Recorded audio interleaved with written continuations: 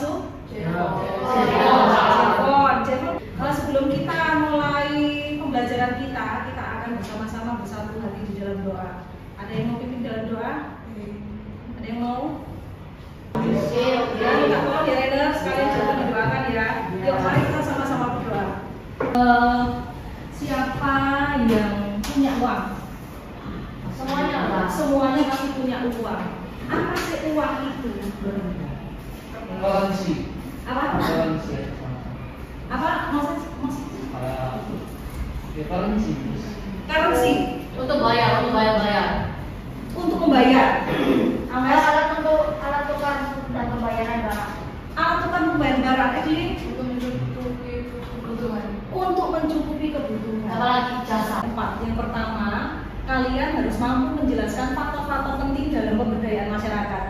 Kalian harus mampu menjelaskan cara memberdayakan masyarakat melalui pengelolaan keuangan keluarga yang kita lakukan.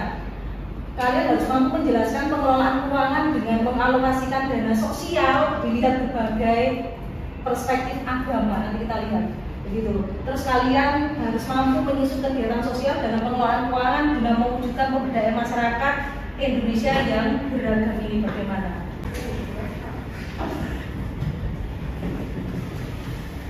Oke.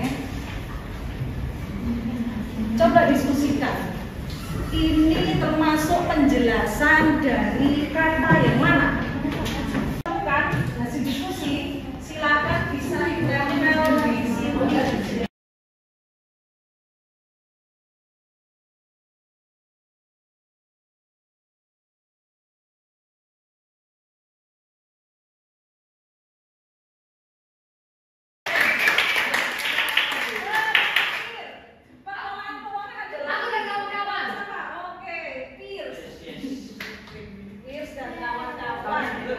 Pengelolaan keuangan adalah cara mengatur keuangan dalam rumah tangga agar tidak terjadi ketimpangan yang jauh antara pendapatan dan pengeluaran.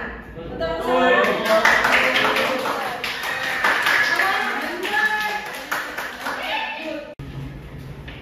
faktor penting yang diperlukan di dalam pemberdayaan masyarakat. Ya, ada uang, ada pendapatan. Kalau kita itu bekerja dapat pendapatan, kita dapat uang. Uang kita bisa kita tabung simpan untuk keperluan mendesak. Uang kita bisa kita gunakan untuk usaha supaya uang kita bertambah untuk mengelola keuangan. Supaya kita juga mengelola uang ini itu bagaimana? Harus nambah pengetahuan juga. Sehingga kita mampu mengelola uang kita dengan baik. Pengelolaan uang adalah pemberdayaan masyarakat adalah merupakan proses pembangunan yang bertujuan masyarakat dapat berinisiatif dalam memulai proses pengelolaan keuangan adalah tadi cara untuk Mengatur keuangan. Cara mengatur keuangan dalam rumah tangga. Pasti mulai dari rumah tangga, Ya. gitu, dari keluarga, agar tidak terjadi ketimpangan yang jauh antara pendapatan dan pengeluaran. Dengerin, pengelolaan uang yang baik itu ada hubungannya. Kita harus tahu tujuannya, harus tahu rencana pendapatannya, harus tahu menyusun rencana pengeluaran, harus bisa melakukan review. Tujuannya tuh apa? Aku mengatur keuanganku. Oh, supaya pemasukanku itu sama dengan pengeluaranku, gitu. Supaya aku tidak utang, harus sama, gitu. Tujuannya harus tahu pemasukan dari mana saja. Dilihat di sini. Kalau Miss Ami pasti pemasukannya dari pendapatan, dari gaji. Kalau kamu kan belum bekerja, pasti dari mama, papa, gitu di sini. Yang ketiga, kita harus di sini ada tanda merah persembahan dana sosial. Temanmu ini ada persembahan tiap bulan 80.000, baik di gereja, di sekolah dia kelola segini. Kemudian ada dana sosial, ada saudara asuh dia itu 100.000 tiap bulan. Kemudian ada teman yang ulang tahun dia ambil dari dana sosial ini. Itu ada merah. Ada, berarti ini apa ya teman-teman? Menunjukkan apa?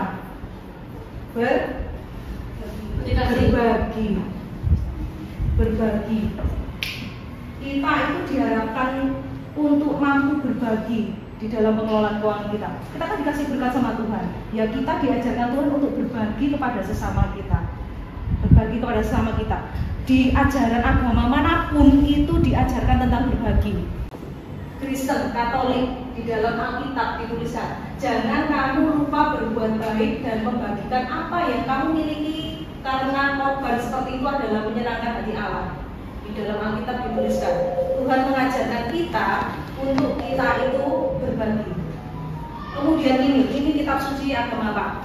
Di dalam ajaran agama ini juga begitu, diajarkan tentang berbagi. Bekerjalah dengan 100 tanganmu dan makan dengan 1000 tanganmu. Diajarkan di sana.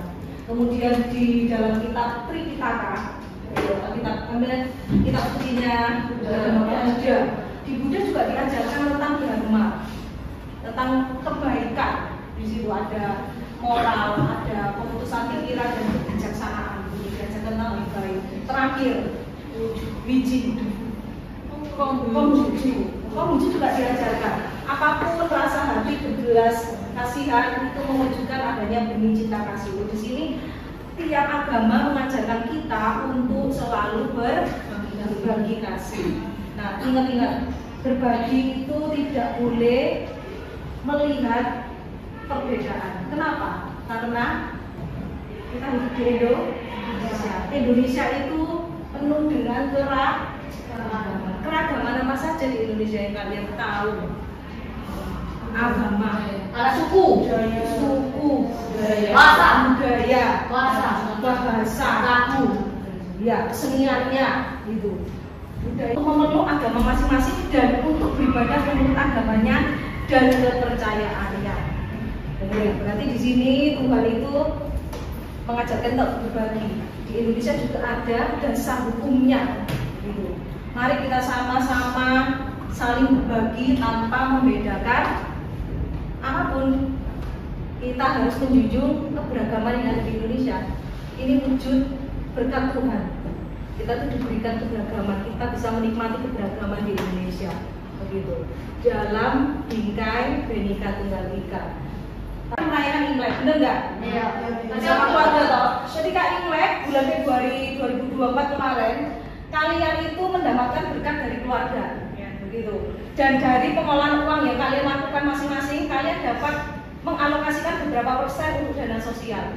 Dan dana sosial itu untuk sekalian kumpulkan. Kalau dikumpulkan di kelas 7B, ya toh, terkumpul sejumlah 2 juta. Gitu.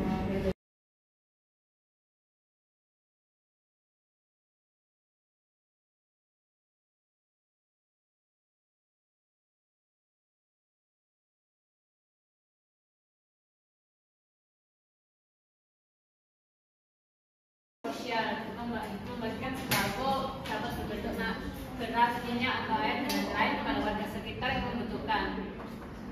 Dia melakukan aksi sosial dengan membagikan sembako ke warga sekitar yang tidak mampu. Bisa teman-teman? Bisa. Beri aplaus kawannya Senan. Penampilan boneka sambil mengajari anak-anaknya ini. Setelah pelajaran selesai, memberikan bingkisan alat tulis dan makanan kepada anak-anak. Oke, berkunjung ke sekolah sebelah, ya, TK begitu, terus kemudian mengajari adik-adiknya menulis, membaca, begitu, menyanyi, kemudian dikasih bingkisan. Bisa? Bisa. Oke.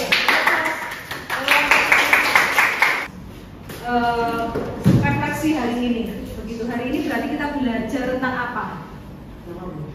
Membagi tanpa melihat perbedaan. Membagi tanpa melihat perbedaan. Apalagi Membuat dosa untuk mengelola uang. pintar mengelola keuangan dengan baik. Apalagi Apa itu? Lagi bijak dalam menggunakan uang, mengelola uang. Apalagi kita belajar untuk mengelola uang kita dengan baik supaya kita bisa memperdayakan diri kita, sehingga kita bisa juga membantu orang lain memperdayakan mereka juga, sehingga mereka juga sama-sama merasakan kesejahteraan seperti kita, begitu. Jadi mari kita sama-sama mewujudkan pemberdayaan masyarakat melalui diri kita dengan pengelolaan keuangan keluarga yang baik dan berbagi berkat kepada sesama tanpa memandang perbedaan yang ada untuk mewujudkan kesejahteraan dan kemajuan Indonesia. Untuk